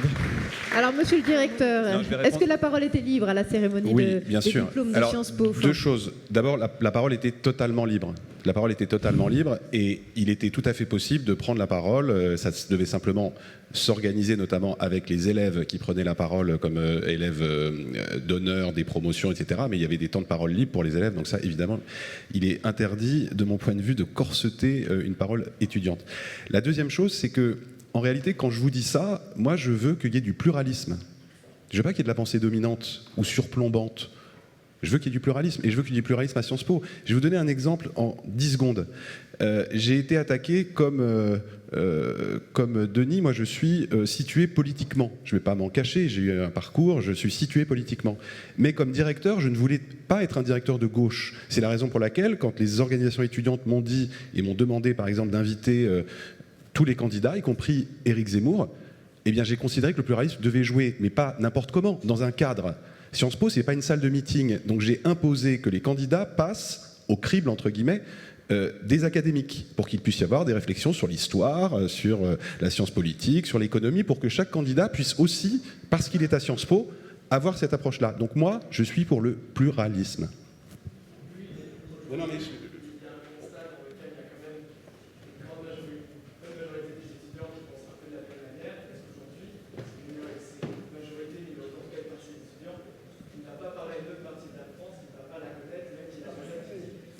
Mais il y a de tout, en fait. Faut pas être caricatural. Il y a de tout. Vous avez une ouverture sociale à Sciences Po qui fait qu'on est quand même représentatif de la France, beaucoup plus qu'on l'était il y a 20 ans. Et il y a de tout aussi, parce que moi, je souhaite laisser vivre toutes les initiatives, toutes les idées, et dans le cadre du pluralisme. Mademoiselle. Bonjour, donc moi je suis lycéenne, je rentre en terminale l'année prochaine, donc ma question ne va pas forcément être très compliquée, développée, philosophique. Mais pour moi, la question c'est est-ce que la politique peut-elle vraiment faire face à l'urgence ? Comment lancer un projet quand on nous dit qu'on n'a plus le temps, quand on nous dit toujours que dans 30 ans on ne sera peut-être plus là, qu'il fera extrêmement chaud. Comment lancer des projets ? Est-ce que la politique qui prend beaucoup de temps, les initiatives, les projets, par exemple comme vous disiez Denis Oliven, que changer les institutions ça prend beaucoup de temps, est-ce qu'on a le temps et comment faire face à l'urgence ? Raphaël Baquet. Alors, je voudrais juste rappeler quelque chose, parce que ça fait plusieurs interventions en fait, qui sont un peu dans la même lignée que la vôtre. Attention à ne pas s'imaginer que parce qu'il y a urgence, il faudrait qu'on se débarrasse de la démocratie. Parce que j'entends souvent ça.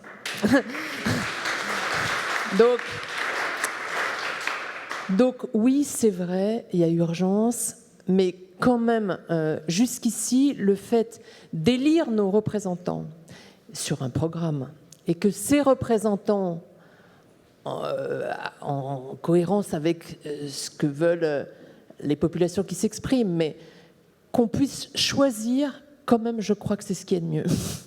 Parce que très souvent, et c'est là que les mouvements les plus radicaux font bouger les mentalités, mais parfois, ils ont tendance à jeter la démocratie par-dessus bord. Et moi, je trouve que c'est très dangereux. Parce que c'est quand même le plus important, c'est de garder ça. Ce qui nous unit aussi, ce qui légitime l'action publique, et ce qui fait que nous vivons aussi libres dans ce pays, et on a cette chance. Et l'Europe est aussi le rassemblement de ces pays libres qui croient en la démocratie. Et je pense que nous pouvons justement, notamment, lutter contre le réchauffement climatique et pour la planète. Non seulement, évidemment, c'est un sujet mondial, mais c'est un sujet européen, et nous pouvons aussi agir entre pays démocratiques, et je pense que c'est un progrès, et il faut le garder. Un petit mot chacun, peut-être juste pour conclure. Mathias Duchra, si vous voulez ajouter un petit mot, Denis Oliven, ce qui nous fera un peu... Je ne voudrais pas tempérer le sentiment de l'urgence, parce que il est méthodologiquement utile, mais il ne faut pas non plus qu'on y croie complètement. C'est-à-dire qu'au XIXe siècle, Malthus avait déjà prédit la fin du monde du fait de la surpopulation, et il avait trouvé d'ailleurs comme solution ingénieuse d'arrêter de faire la vilaine chose. Heureusement, on ne l'a pas écouté, et on a fait des gains de productivité agricole qui ont permis de régler ce problème. Dans les années 70, le Club de Rome, des gens très sérieux, c'était le MIT, avait prévu la fin, l'épuisement des ressources énergétiques, c'était aussi la fin du monde, et finalement il ne s'est pas du tout produit ça parce qu'on a une ressource inépuisable qui est le génie humain. Donc aujourd'hui, il est très bon qu'on soit conscient du risque climatique, mais je ne crois pas du tout que notre fin soit programmée. Je vois que toute une série de mesures sont prises qui peuvent être accélérées, mais notamment d'innovation. Je ne rentre pas dans le détail, mais d'innovation sur la recapture du CO2, par exemple, qui nous permettront, j'en fais le pari, comme nous avons toujours relevé les défis jusqu'à présent, par notre capacité d'innovation, de relever ce défi. Donc, il est bon que nous nous rappelions de l'urgence à titre méthodologique pour ne pas nous endormir, mais je ne crois pas qu'il faut que nous acceptions l'idée apocalyptique que c'est foutu, qu'on ne va pas y arriver. Les gouvernements et les peuples prennent des décisions, et les entreprises d'ailleurs, qui vont, j'en suis persuadé, nous permettre de relever ce défi comme on en a relevé d'autres au cours des siècles précédents et selon les mêmes méthodes. Merci beaucoup. Un petit mot à ajouter, non ? Édouard Le Serre. Juste merci d'avoir été là, merci de nous avoir stimulés, merci aux étudiants. La question du temps, c'est la question de la gestion des générations, entre les générations. Toutes les générations étaient représentées aujourd'hui, donc vous pouvez continuer à parler, on va trouver une solution ensemble. Merci beaucoup à tous d'être venus. Merci beaucoup.